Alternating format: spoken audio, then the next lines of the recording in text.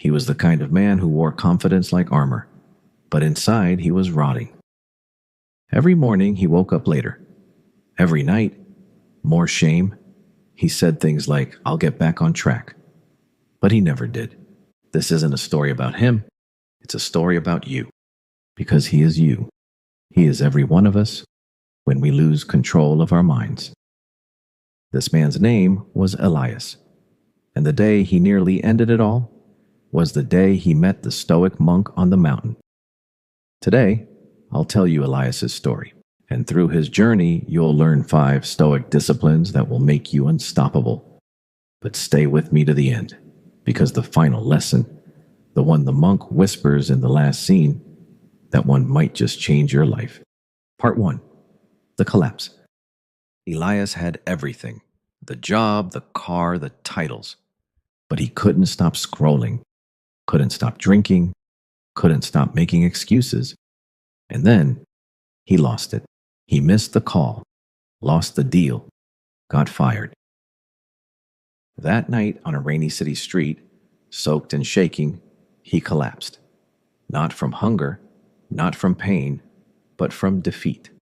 Then, a voice, old, calm, quiet as fog. You suffer because you obey your emotions. It was a monk. Ancient robes, weathered skin, kind eyes. Elias laughed.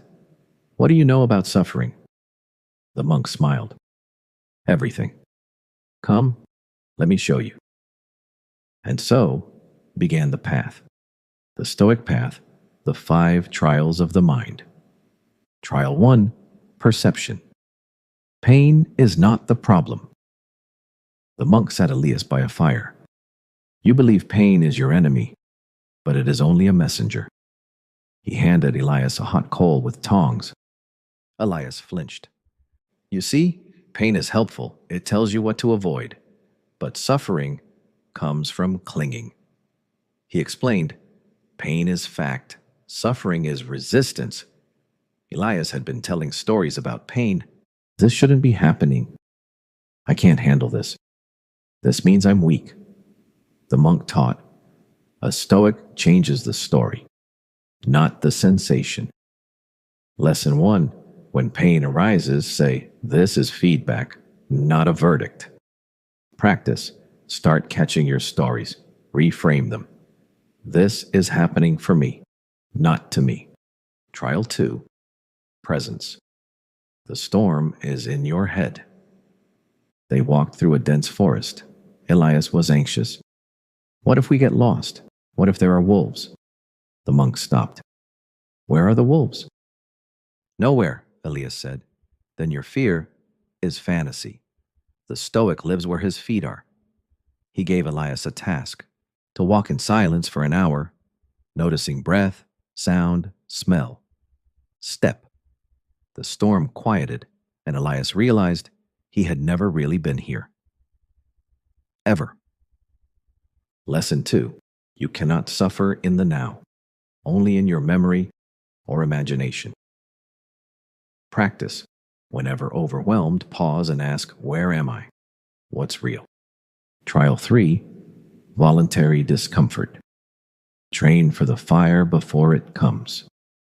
One freezing morning, the monk poured a bucket of cold water over Elias's head. He gasped, screamed, then laughed. You wait for life to break you. We train now, so it doesn't. Each day, Elias fasted, walked barefoot, slept on stone. Why? To shrink fear, to build proof, to remember you can suffer and survive. Lesson 3, discomfort is a dojo. Train in it daily. Practice. Take one uncomfortable action daily. Cold shower, silence, early wake up, hunger. Small pain now prevents great pain later. Trial 4, duty over emotion. The Stoic does what is required. Elias one morning refused to chop wood. I'm tired. The monk didn't argue. He simply said, feelings are clouds. Duty is the mountain. So Elias chopped anyway, sweating, angry. But he chopped. And afterward, pride, peace, strength. You are not your moods, the monk whispered. You are your actions. Let them define you. Lesson 4. Do not wait to feel ready. Act rightly, regardless of mood. Practice. Before every hard task, say, I don't need to want to. I just need to do.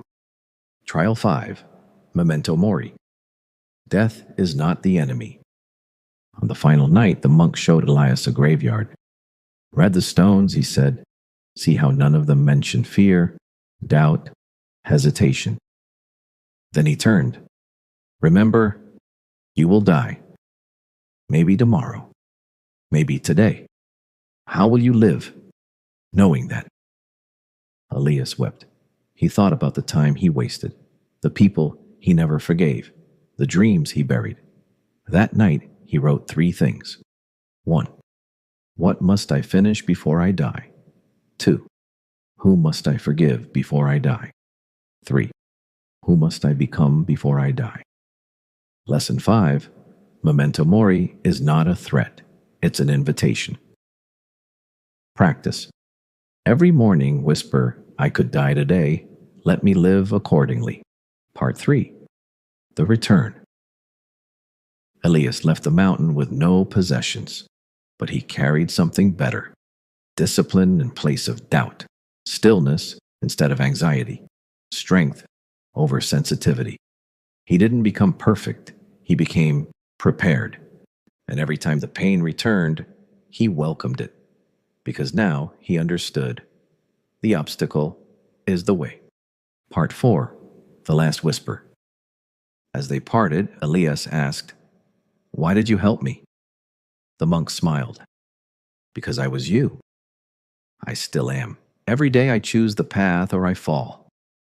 Then he whispered, The greatest lie you'll ever believe is that you are not already free. Elias's story is our story. Your path is before you. Your trials await. Your mind can be mastered. You just have to choose the path. Like this video if you're ready to walk the Stoic way. Comment below, I choose the mountain. Subscribe, and join a growing brotherhood of warriors training the mind. And before you go, remember this. Pain will visit you. Fear will speak. But you do not have to obey. Because now, you know what the monk knew. The mind is yours, and it's time you reclaim it.